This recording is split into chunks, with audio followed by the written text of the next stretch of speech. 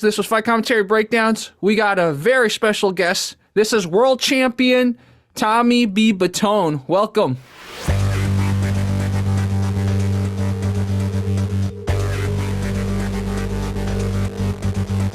Thank you very much, man. I appreciate being on the show here. Definitely. So we could get started with, let's talk about the person in the background. You know, I'm noticing his style. He's got some very high kicks. Is that your son? Is that a student? Tell me more. That's Jackson Corbois. He's 19 years old, and he's only been training for less than 3 years with me. He's like a rising star in kickboxing now.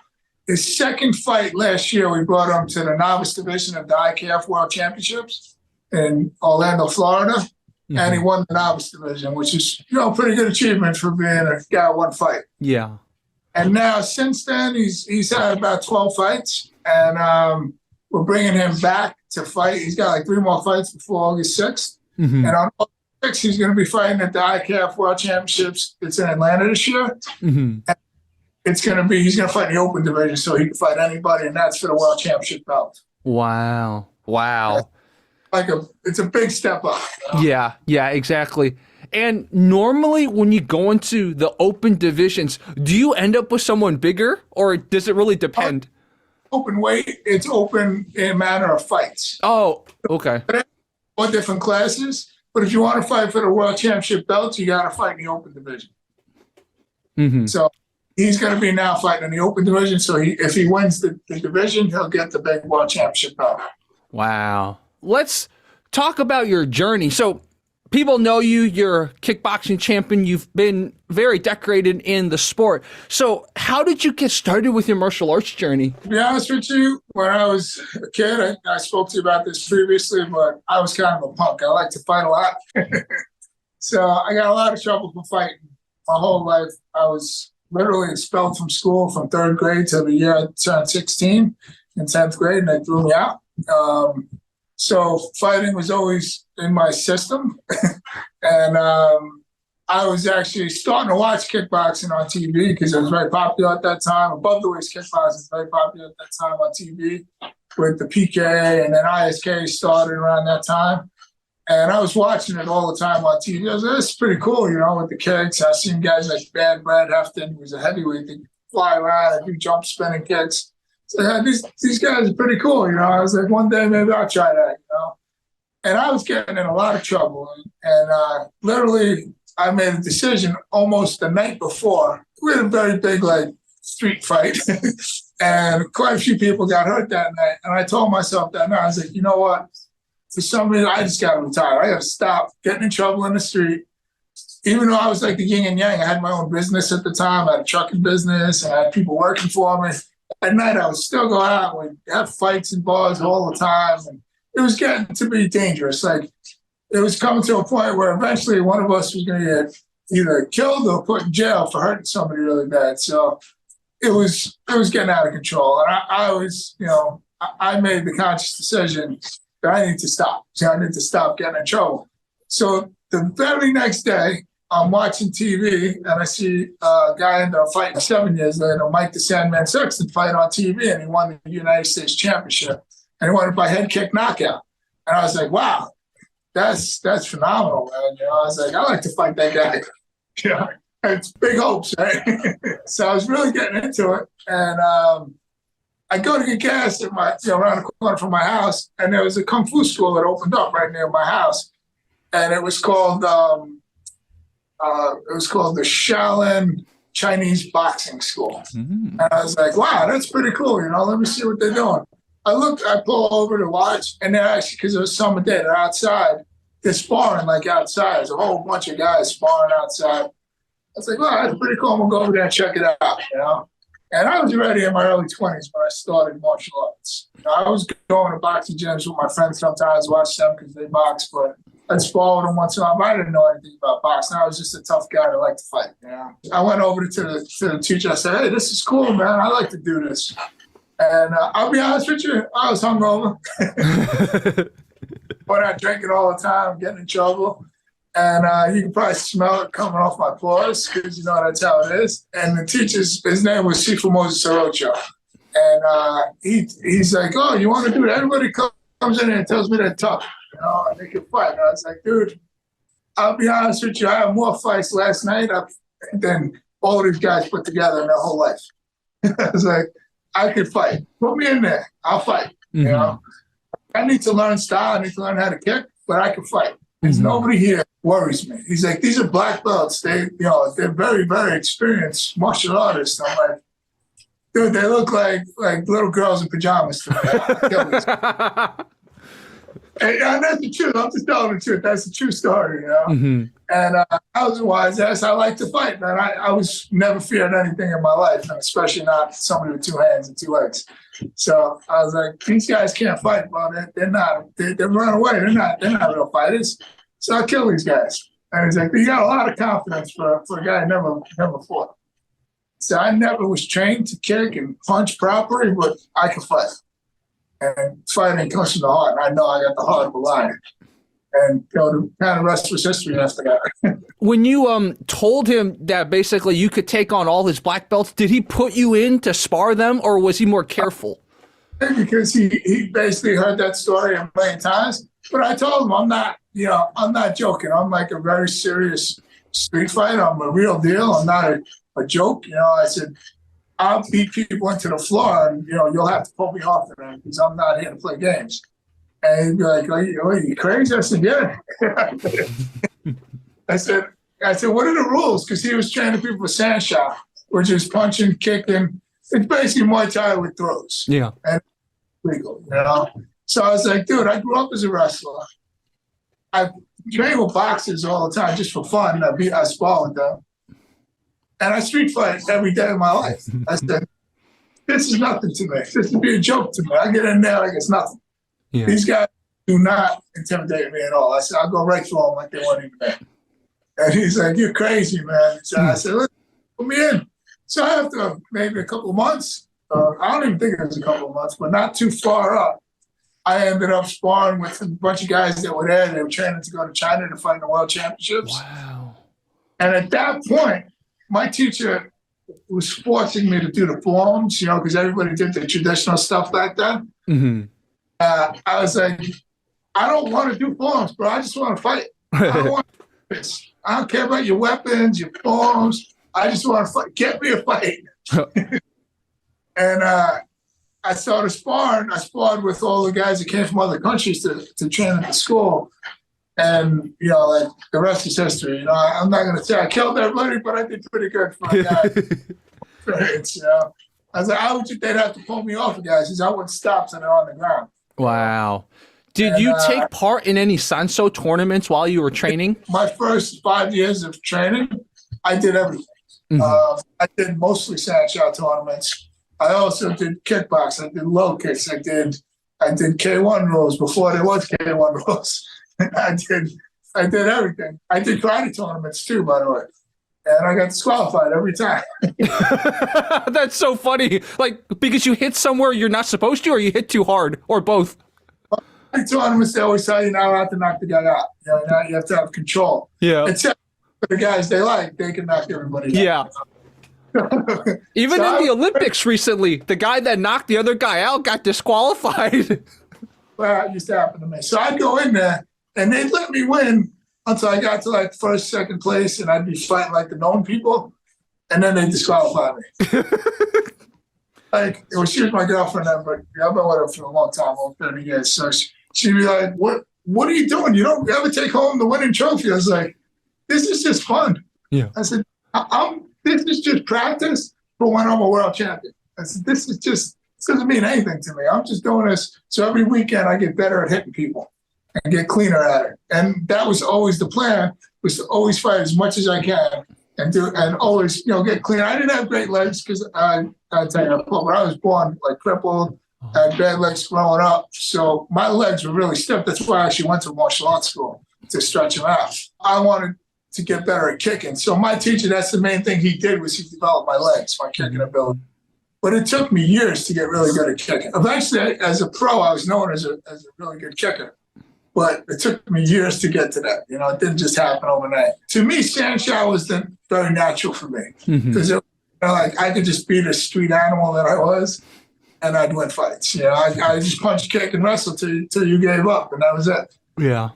And they changed all the time. Sometimes there was knees, sometimes there wasn't. Sometimes we wore like what MMA gloves are today. They used to call them Kempo gloves. Mm-hmm. Sometimes we wore boxing gloves. Sometimes we wore this face mask. I didn't care. I'm like, just put me in. I don't care what. And I'll be honest with you, when I fought in point fight, I fought the same way. I just keep going until the guy hit the floor. And I had no self-control. and my teacher used to always be like, you have to calm down. You have to. Yeah. It took me like 5 years to calm down. Wow. And once I calmed down, that's when I decided to turn pro. But I already had like 60 fights as an amateur fighting, all different styles of fighting. So it was very natural for me to turn pro. But I had to change styles because I mostly fought leg kicks and sand shot with throws. And now everything that was pro was above the waist at that time. It was a big adjustment for me. I only had, I think, 5 kickboxing fights in the ring besides sand shot and stuff before going pro. And my kickboxing fights, the first time I did a kickboxing fight in the ring above the waist, I fought like a national champion. I lost. But yeah, like it taught me, like this is different, Like I have to learn how to use the ring now because you're in a smaller square, So it taught me something, and it actually taught me what I needed to do was take it a lot more serious, And I always did that. I was always wanting to fight like the best guys. So maybe that's not always the best idea, but it really teaches you how to get better, Like what you have to accomplish. Like I already fought the good guys, so. If I could get good enough to beat them, I could beat anybody. That's how I always thought. I see. Now, whenever people ask you about your fight history, is there like that one fight that always stands in your mind and you tell people about? Absolutely. Before I mentioned the first day I was watching Mike Sandman Sexton win the title, 5 years later, or maybe 7 years later, after I turned pro and I was a pro for like 2 years, I fought Mike the Sandman Sexton. I was 10-2 and he was 15-1 with 14 knockouts, and he hit like a brick. And before that, I was never rocked, ever. In sparring, in a fight, I was never rocked at all. I think it was the 4th round. He caught me with a right hand. I had like 8 seconds left in the round, and I still feel that much. Wow. He hit me real hard. And it taught me, again, like I said with the earlier fight as an amateur, those fights are the ones you learn from. If you go out and you keep fighting easy guys, and you just want an undefeated record, you're not really learning anything. You have to fight guys that are known as better than you, that they're known as the guy. So I actually said it in my interview before fighting Mike Sexton. They're like, "What makes you think you're ready to fight Mike Sexton?" I said, "Well, he's the man. If you want to beat a man, you got to beat the man." And that was my belief since day one. I wanted to be the best in the world, so I had to fight the best guys out there. So maybe I wasn't quite ready to beat him that day, but I was on my way. And I lost a close fight because that round I got rocked. I got standing 8 count. And that was the 4th round. The other rounds before that, I thought I won, but they were close, so they could have given them to him. Mm-hmm. And the last 3 rounds, I won, hands down. To me, it proved something to me. It's like, hey, I got hit really hard, and I came back and won the rest of the fight. So that really proves to you that you belong. You can do this. Yeah. I'm gonna have to make adjustments, but I can hang with the best now. Yeah. And that, like when I really started learning how to train better and smarter. And I actually quit my job after that because I actually owned the trucking business and I had my school and I was fighting pro and teaching people all at the same time. So I shut down my trucking business and just focused on my fight career from that point on. Wow.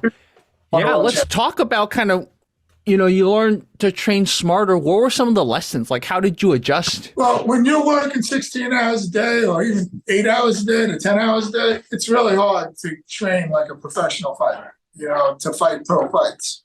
So there wasn't big money in the sport, but we were fighting big fights. I was working, driving trucks, humping freight all day, running a business, coming back, running to school. I'd get up an extra half hour early to run. Then I'd come and work at least an hour or 2 every night, but it wasn't enough. It wasn't enough to fight at that top level. So once I decided to shut down my trucking business and just focus on fighting, at that point, I was training like sessions a day. Each session was at least 2 hours a day. So now I'm running, doing my calisthenics in the morning. Then I do a training session with calisthenics, shadow boxing, and bags and everything. And then at night, my boxing trainer would come in. We'd hit pads for like 10, 12 rounds, and then I'd spar people. Or I'd spar and then hit pads. And that was like 4 nights a week I was doing that. Wow. Yeah. That sounds like a workout right there. Wow. And like 1 hour a day or 2 hours a day to 6 hours a day. So that's a big difference. You know? Yeah. Plus all day too. Yeah. It was a huge difference, and it made the difference. You know, it took me from that point on. When I fought Sexton, it was my 12th pro fight, and I won the world championship. 2 years later, I had 20 pro fights when I won the world championship. Wow. So, you know, you had your trucking business pretty early in life, right? So you were always kind of an entrepreneur. Yeah. Wow. You had your trucking business before you were even 18. Yeah, I was a kid. So what it was I was 16 when I got asked to leave school on the early exit program. So, you know, they told me, please leave, and I left. And so when I left school, I wanted to start trucks, but I didn't have any money. So I had a 4-door car, and I turned it into a gypsy cab in the Bronx. So, yeah, I don't know if you know what a gypsy cab is, but it's like a private illegal cab in the Bronx. Oh. Dangerous job in America because they get shot and killed and robbed every day. What? Yeah, because they carry cash and they're not supposed to be on the road, so nobody's really watching. It's more regulated now, but back in the day. I see. So I just made my cab, and I was driving in the Bronx, and I saved up enough money to put down a large down payment on my first truck. But in the meantime, I was doing the cab like 5 days a week, and on weekends I was renting trucks and starting my truck in the town already. And by the time before I was 18, I had my truck. I had my first truck. I may have been 20 when I got my first truck. It was around that era, you know. So I got my first truck. You know, the rest is history. I went from one truck. It was just an owner operator running air freight and humping freight. And by the time I shut down, I had like 19 trucks running. And it was everything. I was doing everything. I started with air freight. I did general freight. I did moving jobs even though I hated them. I went into, I had a medical supply company. It was the biggest one in New York that I did all of their trucking for the whole tri-state area. Then I started getting into tractor trailers. And we were doing flatbed trailers, doing rock salt, garbage, steel, lumber, you name it. So trucking, I was pretty good at it. And I did a lot of it. So I carried that into my business. So yeah, like people ask, how come you're not like going to have 30 schools? I'm like, that's not my intention. This school is a success. You're looking at it right behind me. Yeah. That's full of success. We've been open for 27 years now. Mm-hmm. In 27 years, we've now trained 20 world champions. Wow. So that's my success. It's not about getting rich. It's about helping others, you know, helping kids. And this is the neighborhood I grew up in right here. Yeah. So about helping kids, giving them opportunities to travel and see the world and do things in a positive light. Because let's face it, people who want to fight, a lot of times that's some anger issues. They could get in trouble in the streets. So we try to catch them early so they never become a problem, you know. Try to catch them early, let them develop, and we don't rush them to become stars. You know, when they're ready, we know when they're ready to fight. And when they're ready, we give them every opportunity that they can get, you know, and we're pretty good at knowing when and where to bring them. I like to tell people this really is a science. You know, they always call boxing a science. Well, fighting's a science. Yeah. Not fighting with the whole game, you know, knowing how to manage people, how to bring them to the next level at the right time so they're not going to get hurt. We're not just doing it. The common thing you hear, I know you're a big fight guy, you hear a common thing from fighters saying in today's world is they want to get to the big show. You know, they want to get to Glory, they want to get to K1, they want to get to the UFC or Bellator. I never train people to want to get to a show. I train them to be the best they can be and be the best in the world. So shows come and go, but we want you to be the show, not to be on the show. And that's the goal, is to make you the show, you know? Yeah. I love that approach. And the other thing I love is that you're focused, right? I think no matter how good a coach is, no matter how good an institution is, if it starts expanding too far beyond its scope, the instruction, everything's going to get watered down. And so I think you made a very good conscious decision. It's like, I'm going to have this one school. We're going to train world champions. I'm not going to try to franchise and do all that stuff, because then inevitably some of my franchise schools are going to be as good as the quality I want, right? You see that, especially jiu-jitsu so popular now. Like, that happens in jiu-jitsu even now. Like, jiu-jitsu is becoming more and more watered down. Exactly. I mean, there's great jiu-jitsu schools out there. We partner with one. I talked about my teacher, Moses.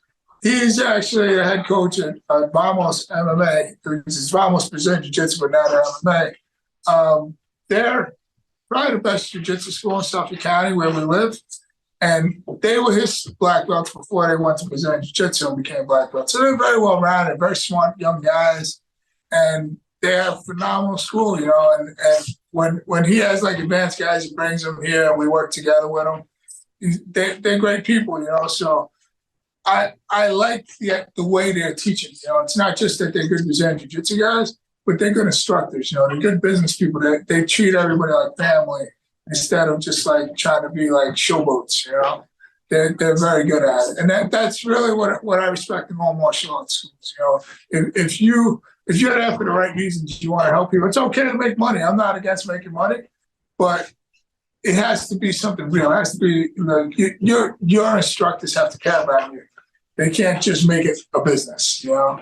Otherwise, it's not martial arts anymore. That's just my opinion. Yeah, you know? yeah, I agree with you. So, you know, I got this YouTube channel, and sometimes I think about, okay, what's the point, right? It's the same thing. People are always like, Jerry, why don't you go this direction? Why don't you go that direction? I'm like, but that's not what I want to do. Yeah. Maybe it might get more views, but I myself, kind of like how you like to find the people that don't have a chance, I like to find the obscure stuff. I like to find the stuff that isn't getting views that should get views. That's what I'm about, you know? People are like, Jerry, cover UFC, cover all this. I'm like, I don't want to do that. I want to see the stuff that no one else has seen, and I want to blow it up, you know? Like, so kind of a similar approach to you. It's like, you want to find the kids that maybe we're not given the chance, and you give them the chance. I've always said my goal is helping the kids come up. That's it. You know, because of my background when I was a kid, I don't want to see kids not have an opportunity to go somewhere. You know, I want to give them that opportunity.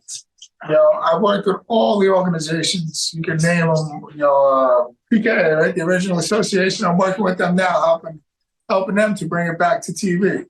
I work with the IKF. I just talked about how we brought him to the World Championships. I brought a whole team there. They won 5 World Championships. We're going back in August. So that's great organization. I work with the ISK. They're a great organization. We're doing a charity event June 2nd that's for law enforcement, for an officer that's battling cancer.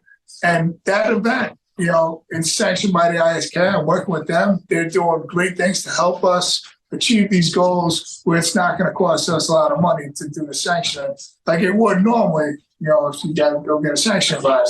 So all of these people that I've built these relationships over the years, they give back too, you know. So I don't take credit for everything because I can't build the sport. I'm just one dopey guy that got thrown out of high school. Right?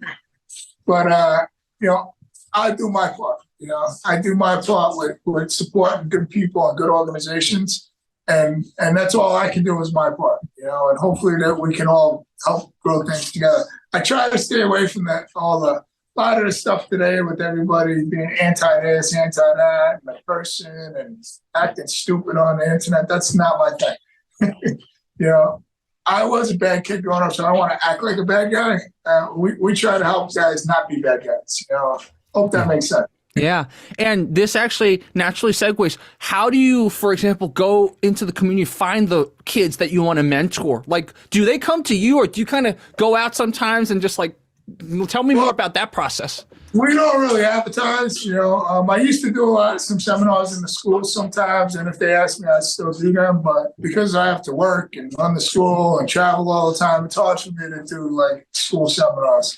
So if they ask me for one, I'll do them, but I don't like go out seeking them, you know. But we've been around for so long that it's word of mouth, you know. Pretty much all the schools in Suffolk County, everybody teaching in them in one way or another is related to our school because we were the first, you know. So if we were the first, everybody came from us in one way or another, you know. Basically, any major school out there, somebody in that school trained with me at one point or another, or their teacher. trained with us at some point. So it's kind of word of mouth, and people train in different schools. And I always tell people we do a lot of stuff on the internet, and we try to say, look, we're not trying to compete with everybody else. It's like McDonald's and Burger King. You like McDonald's, go there. If you like Burger King, come here. I'm not against any other martial art. I want us all to prosper together. Yeah, exactly. So for viewers, all the stuff that Tommy talks about, I'm going to have links and stuff in the description stuff. So if you guys are curious, you guys can click on some of the links in the description. So how did you get the name B, by the way? I didn't know you were going to ask me that one. That goes back. I don't like to talk about that too much, but that went back to when I was a street fighter. So somebody named me that when they saw me fighting once. Oh, I see. But we'll leave it at that. Okay, sure. So you did wrestling on top of all this. I bet you the wrestling helped you a lot in your journey, in whatever sport you were doing, right? Well, yeah, I started as a wrestler, and I wasn't the greatest wrestler that ever lived, but I was pretty good for where I was at. I didn't go to school much. I got kicked out of school every year. So when you get kicked out of school, you're also kicked off the wrestling team. So even if I was back in school, they wouldn't let me wrestle because of my, getting thrown out of school all the time. So I got to a point where they only let me wrestle in like scrimmages, that don't count.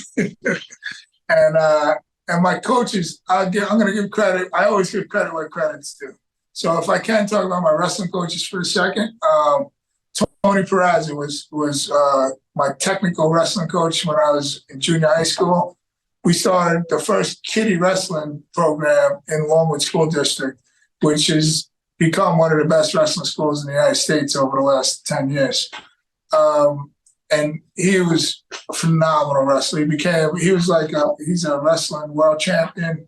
He's unbelievable. My other wrestling coach was Paul Infranco, which more was like the coach.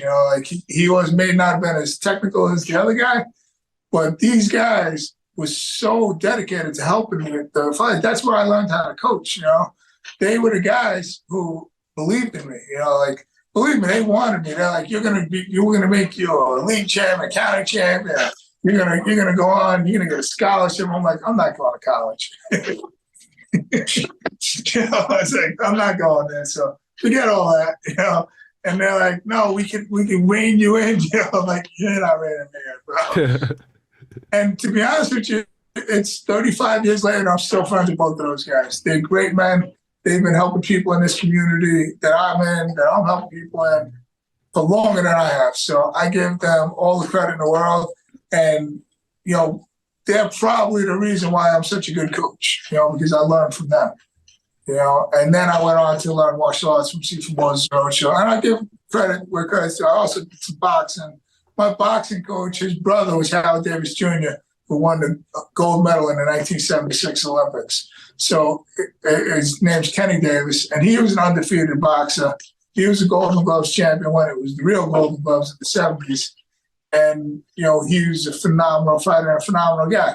His brother was so famous that he was like in the shadow background. So he decided to become a cop and retired from fighting. But he retired undefeated and was a phenomenal fighter, And I learned from him so much about coaching and boxing, And I give credit where credit's due. These people, without them, I wouldn't be where I am. And over the years, I got lucky to meet like the greatest martial arts guys, in my opinion, of all time, like Chuck Norris. I got to be on his show. I got to meet him many times and work for him. Donna J. and Wilson, we became really good friends. We went to Ukraine together in 1998 or 2000. Wow. And we became friends there, and we're still friends today. We saw each other at the World Championships last year. He's come to my shows, great guy. Like, these are the kind of people I respect, because not only were they great fighters, but they're great people, And they didn't come from the same background as me. I was a punk, let's face it. They weren't. These guys all went to college. They all were in the military. They're all really good people. And we came from a different path, but we all ended up in the same place, So that's why I respect all martial arts. I don't think anymore, people get stuck now. It's like the old school guys goes, my thing's better than your thing. So now you get guys, Muay Thai is better than low kicks better than that. MMA is better than this, and Brazilian Jiu-Jitsu is better than that. Still broke out. You think I thought about that when I used to beat people up in the street every day? Because none of that was even in existence. I mean, it was in existence, but nobody cared about it back then. Yeah. When you're fighting for your life, you don't care about what style the guy is. It all comes from here. Yeah. So if you takes in here, then we're going to bring it out in you, and we're going to make you the best you can be. And it doesn't matter what the technique is. If you have the heart, I can make you a good boxer, a good grappler, a good kickboxer. I can make you good at anything as long as you have the will to train and the heart to fight. Yeah, exactly. That's such a good segue. So let's talk more about your coaching style. So tell me about how you coach people. Well, I'll use Jackson, what you saw in the back. He's training behind the camera right now because he's like never stops. So the common thing we hear about Jackson in today's world is this kid never stops. He's like a machine. He just never stops. He spars like 12 rounds to get ready for a 3-round fight. With all different guys, much bigger than him, much more experience. And people are like, I don't understand. This guy's like a machine. How do you get him to do that? Well, guess what? What my teacher Moses used to say about me all the time? He'd be like, what are you doing? You can't fight like that. There's no way you can fight 12 rounds like that and go all energy all the time. I'd be like, watch me. I said, you might not be able to do it, but I can do it. I said, because I'm training like an animal, and I'm going to fight all out for the whole entire fight, any fight I ever fight. And that's how I fought my whole career. And now young Jackson here is doing pretty similar style. I see. Yeah, so it sounds like one of the things you really emphasize with your students, the people you train, is whatever they're already good at, you don't try to change that, right? You don't try to mold them into a fighter that you want them to be. You see what they're good at already, and you just keep building that talent. Well, we bring out the best in them. So some fighters, I've trained so many world champions. Some are tall, some are short, some are stocky, some are aggressive, some are like stylish. If you look on my YouTube channel, you can see hundreds of videos of all the different guys I train, and they all look different. They all have a different style. So I don't try to make you into me. I try to bring out the best in you. So I'm not going to make a guy who's, let's say a heavyweight that's 5'10", 6 feet, 240 pounds. I can't make him fight the same as a heavyweight that's 6'6", 240, because they're not going to be able to fight similar styles. They're completely different makeups. And usually, not only the build is different, but those two characters usually fight different naturally already. Yeah, this is a great conversation topic because before I got braces, when I was still sparring, I definitely had moments. So one of my coaches, his coach was trying to make him fight a certain way and it wasn't working. And he actually lost the fight pretty bad because the coach was trying to mold him into like your standard Muay Thai type of fighter. And then I had another kind of incident where I had this guy try to get me to adopt a more Muay Thai style and I was just failing so bad in sparring. So I definitely, like what you said really resonated with me because I talked to some other people I used to train with and they kind of have the same realization. It's like there is no one style of striking that works for everyone. Somebody just move differently. Like I did Kung Fu as a little kid. I move a little different than your Muay Thai guy. So like if you tell me to move like a Muay Thai guy, I'm never going to move like a Muay Thai guy because I just have different types of flexibility, different types of ways of moving. Okay, like Don Wilson was hated by a lot of fighters because the modern Muay Thai fighters, they kind of all fought, like the square stance and all low kicks. And, they changed over the years. A lot of them are great boxers now, but back then he would fight like, I know he came from Kung Fu, but he fought like a karate style, like one hand down, right leg forward when he was a righty, and he'd knock everybody out. So that was him. That was his style, and he made it work for him. So why would you change that? He was one of the greatest that ever lived. So I actually had a fighter, Ken Yuski, was his nickname. He won the ISK World Championship in Canada, and he was similarly built to Don Wilson. And he also came from a Taekwondo style, so he had like really good flashy legs. So what do you think I did? I molded him after Don Wilson did. He was built almost, I have a picture of him on the wall here next to each other. They look the same height, same build. When Don Wilson came to one of my shows and he watched him fight, he's like, holy cow, you really molded this guy after me, didn't you? I said, absolutely. I said, he's built just like he has a similar like style of kicking than you. So I wanted him to fight like you. So we studied your tapes over and over and over again so he could learn how to kick from all different angles where people aren't expecting those kicks, because they're so used to the same guys doing the same thing all the time. Now all of a sudden you're doing stepping outside kicks to the head, and jumping spin kicks when they least expect it, And he also had hard hands like Don Wilson. But we didn't make him like a boxing style or a Muay Thai style. We made him more for what he was good at, which was similar to what Don Wilson was good at.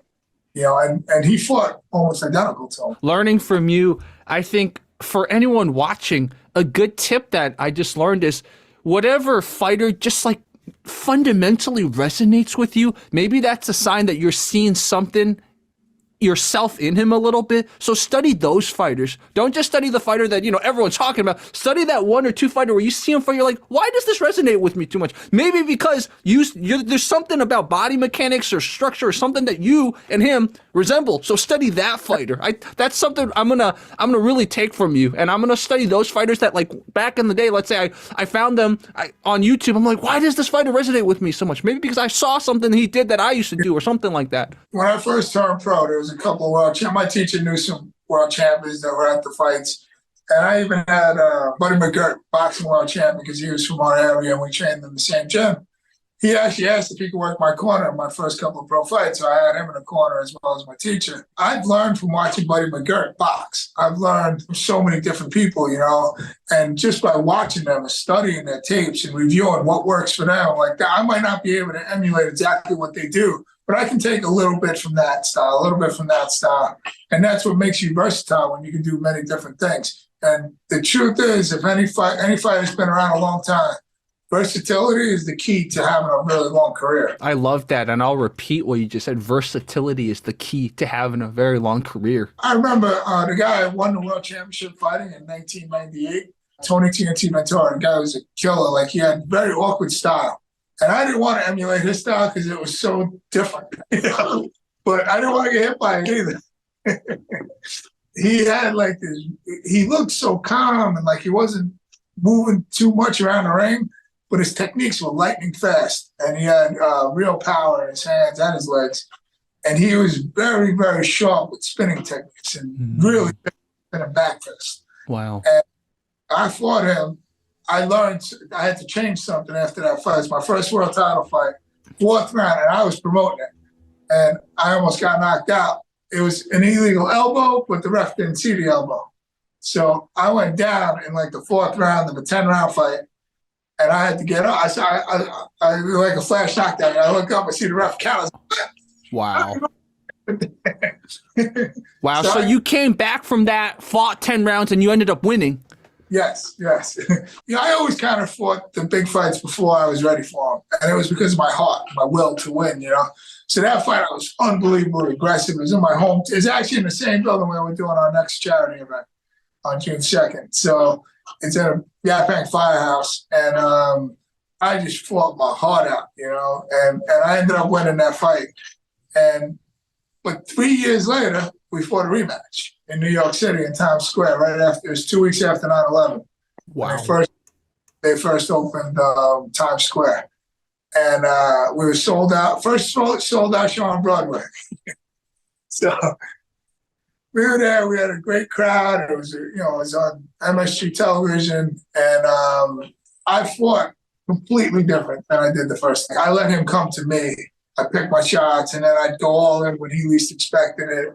I fought lefties sometimes. He told me after the fight, he's like, dude, I never fought somebody twice that it was like two different people. He's like, you fought completely different than the first time I fought you. I trained for somebody completely different. And that told me, I've heard that quite a few times, So I always try to make it, if I got to fight you again, you're not going to know who you're fighting. Because whatever you thought I was going to do, you're going to be doing something different, Yeah. And he was another fighter I fought twice. There was an incredible fighter, John Kenny. He used to fight Madison Square Garden all the time before I started. And he actually came out of retirement to get me, and we fought the first time we only fought a 5-round, and it was all out war. I was in Atlantic City fighting on this promoter's show. I was like, I got to kill this guy to win this fight, So I never took a step back. I just kept coming like a bull, like I'm good at. And I got caught with some good shots, but, I won that fight. And then 3 years later, he challenged me for the world championship. I was the world champion then. And I was like, he beat remember Mike Sexton that I talked about? Yeah. Actually knocked Mike Sexton out and qualified to fight me for the title. So I actually wanted to fight Mike Sexton, but he won, so I fought him. And it went the distance. I love, you can see that video is on my YouTube. I also got pictures on my pages. My face was demolished in that fight. Wow. I just fought really hard, but I fought different than the first time, and the first time was all aggressive. That time I let him come to me, I'd kick him all around. And then when he least expected, I'd come in and throw bombs, And I never knocked him out. I tried. But he told me the same thing after that fight. He's like, man, I don't understand how you could fight completely different now than you did. He said, I know you had a lot of fights in between, but man, it's like a completely different person. And that's why I talk about being versatile. I train my guys to fight righty, to fight lefty, to sometimes be flashy, sometimes to be more of a kicker, sometimes be more of a puncher, whether it's knees in the clinch, it doesn't matter. I train them to do everything, So it's not really like you can pin them down. You can say, oh, this guy, I know what he's going to do, so I'm definitely going to be able to beat this guy. No, because we're going to be completely different next time you fight us. A personal example I had was the first time my capoeira friend sparred me, right? I had no idea how to handle all this spin kicks because I've never seen it before. That's one of the reasons I did capoeira for a year, because it's like you never want to dismiss anything, right? He was throwing kicks he was upside down and everything. I was like, whoa. And those kicks are hard. Yeah. Those kicks, I train with the capoeira. I train with everybody over the years, And you got to really respect those kicks. I've heard people try to put down certain styles. Even on when you posted that video, people were putting down above the waist kickboxing. Most people that put it down is because they never tried it. Yeah. So that's nothing to insult them, but that's just being ignorant. There is true that there was one time when Rick Rufus first fought Muay Thai guy, he got his legs beat out after he dropped the guy like 2 or 3 times. But it's also true that he didn't know those rules were going to be in effect in that fight. So whatever it is, he eventually learned, and he became one of the greatest fighters of all time. So, he beat many guys, including like Rob Kamen, the king of Muay Thai. So he knocked him out in the second round. So if you're going to say that fight changed the history, then he must have changed it back when he knocked out Rob Kamen. But that's not even true. It's just 2 great fighters that fight, and sometimes one guy wins, sometimes the other guy wins. There's no one style. It's the most elite. It's the fighter themselves that have become the greatest. You train hard. You do really. You work hard to be good at those rules, and sometimes you win, sometimes you lose. It doesn't make the style better. It's the 2 guys that get in the ring that's going to decide who's better at that day. Yeah, exactly. And when I do style stuff on my channel, I like to show the style to appreciate the style, right? I like to see, oh, look at this flare you see. Oh, look at this difference you see, right? But unfortunately, like you said, even when I first found your video, even in the comment section of your video, people were like bashing. Yeah. I was like, people will never stop bashing just for the sake of it. And you see, you actually picked out the one thing that I picked out about the guy I fought. He had phenomenal head movement. He had phenomenal head movement, and believe me, he said something about his footwork, but he actually had really good footwork. It's hard to have good footwork against a really experienced kickboxer, but he did have really good footwork. He was very hard to pin down. And I thought he was a phenomenal fighter, and he had big names on his boxing resume too. So I would never put that guy down. That guy was a hard fight, I didn't get beat up or anything, but it was super competitive from bell to bell. So why would I put that guy down? I don't put myself down too, Yeah. And It's not easy to go out there and fight a guy. It wasn't like today where everything's on the internet and you know who you're fighting. I never knew who I was fighting. They told me this guy, he's got a couple of fucking boxing fights. He's just going to be a tune-up fight. I never listened to that, by the way, but that's what they told me. Wow. And I found out after this guy just fought for the world championship in boxing his last fight. Wow. Like, he ain't no slouch, Yeah. He was good. He was on TV all the time fighting. He was no slouch. Yeah. So I give people credit where credit's due. I don't ever put down the guys I fought. Even some of them that acted. I really never had too much problems with the guys I fought. Maybe one or two, but even them, I'll give them credit because they stepped up and they fought for the title. They fought their heart out. So why would I be putting them down? They earned their way to get there. So I give them the respect they deserve. Yeah. Did you stay in touch with him after the fight at all? Some of them I'm very good friends with still to this day. Tony TNT Ventura, I speak to him on the internet sometimes. We had a lot going on, even though in between our two fights, we helped build the sport a lot. We both were promoters. He was promoting in Massachusetts, I was promoting here, and we both had good teams, so we would compete against each other all the time. And, so we built a actually pretty good relationship over the years. Others, Chris Cannon-Wagner is a pretty well-known referee now with Glory, and he's actually, it wasn't announced, I should talk about it. He's going to be the head of New York for MMA and kickboxing for ISK. He's going to be the new chairperson soon. Wow. So he's now going to be the guy in charge of martial arts for New York. But I'm friendly with him. I've been friends with him for years, and we fought. He's a great guy. And he's still in the sport. It's great to see somebody else, some of the people I fought that are still doing things to help the sport. Yeah, yeah. So let's talk about that moment, or maybe a bunch of moments when you decided, okay, it's time to focus on teaching. It's time to not fight anymore. Tell me more about that. All right, so I fought longer than most people. I fought for 17 years straight with no breaks. I was fighting as much as I could, constantly, every kind of rule I could. I just wanted to fight. So, like I said, sometimes that's always not the best decisions to make, but it gives you that experience where you're always going to get better. So I did that. I fought all the rules, as much as I could. It turned out I was fighting for 17 years straight. My wife, which wasn't my wife yet for a long time, she was like, when are you going to stop this crap? It's so hard to quit when you're on top. And you keep winning more and more championships, keep fighting different styles, winning different rules. And so she's like, you gotta give an out game, And so I decided that before I turned 40, I would retire. And that's what I did. At 39, I retired. And I was still winning, but that was enough. Yeah, exactly. And that was something we talked about before this interview, was just that you quit at a good time, right? You quit. It's like, okay, I have all these good memories. I did it all. No need to be sort of on a downward track. A lot of fighters, unfortunately, that fight too long, they're on a downward track.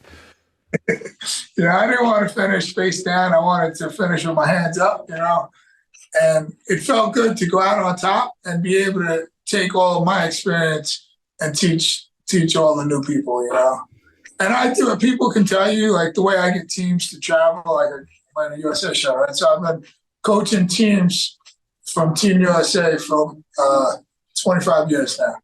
So we've been to many different countries: China, Ukraine, Greece, England, Canada, and all over the United States on major shows and small shows. Anyway, we really believe in the sport and try to help other people that are trying to promote the sport in a positive way.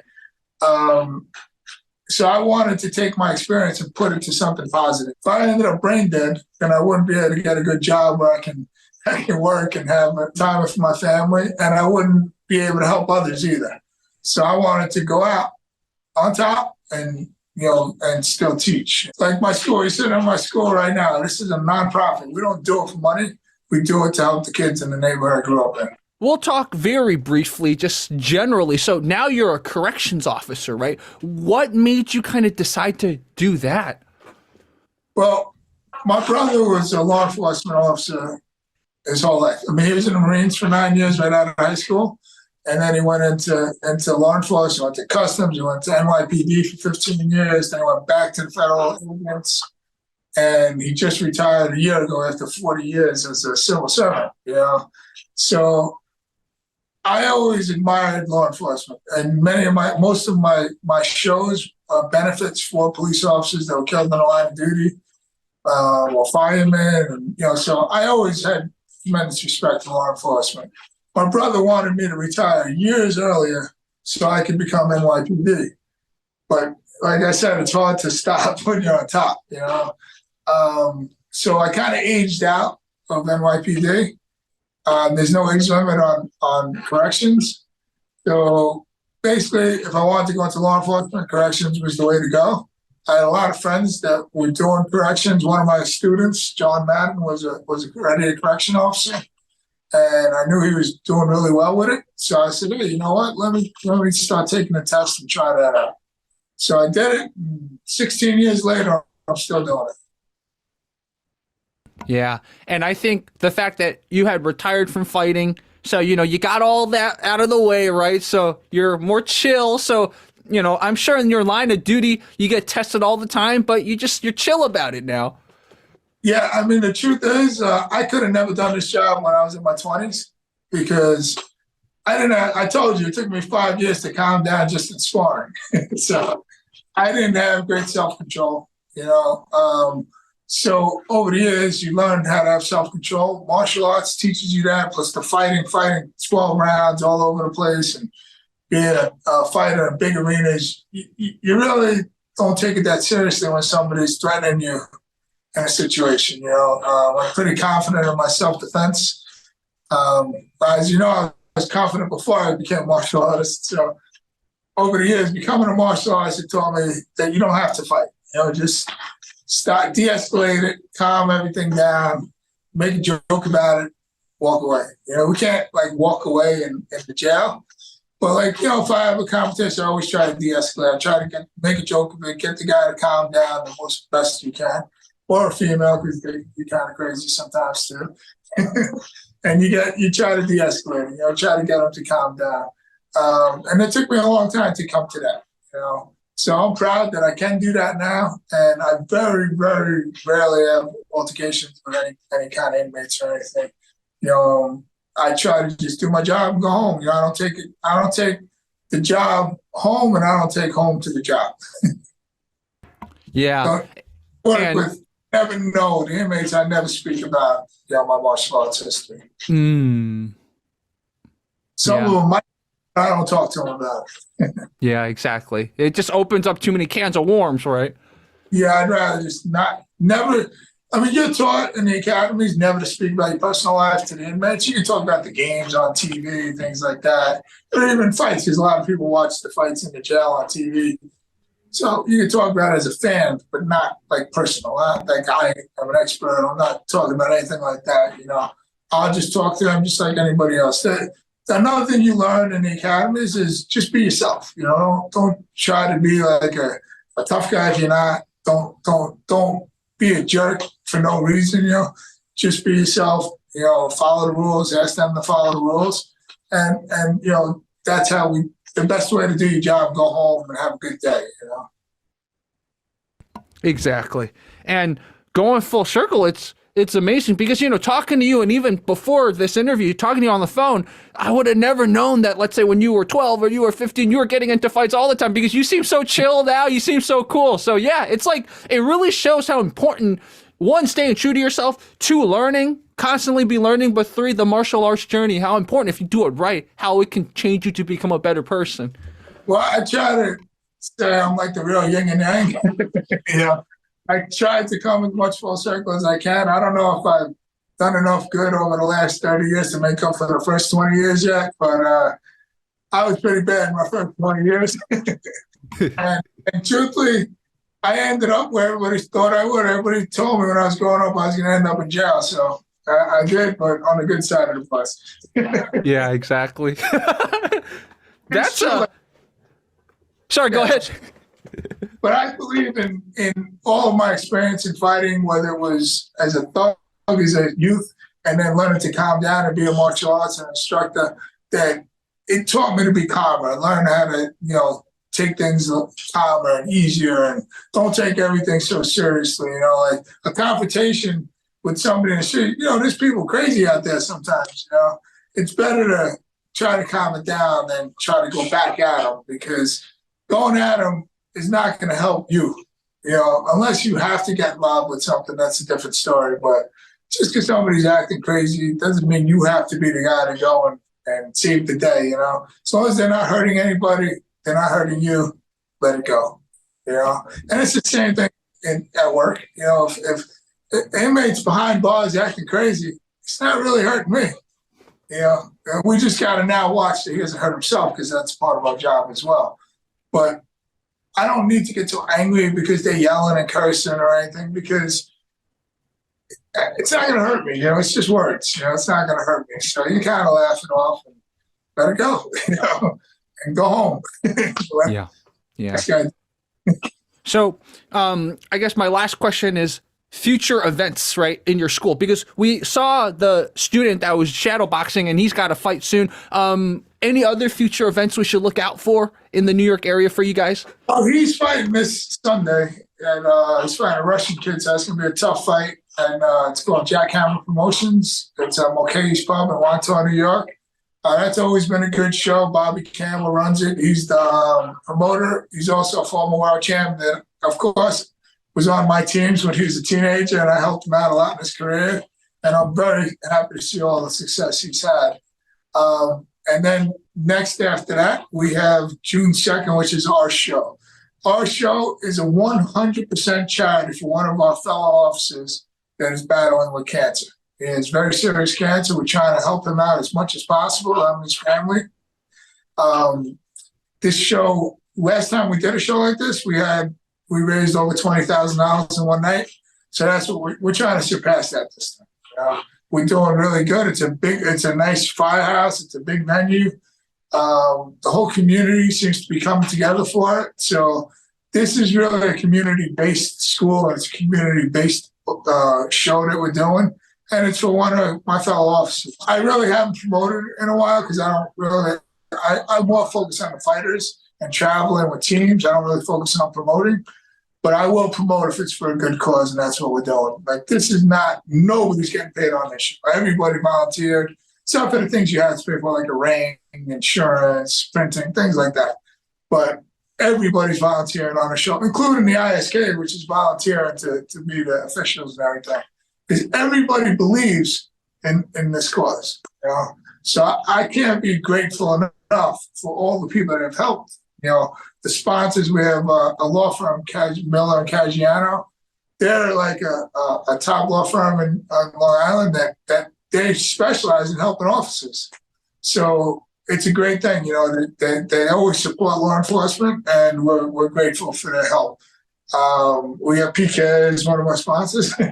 ISK, Wingstop. Wingstop is owned by one of my friends that I grew up with. They went to the same high school as this kid.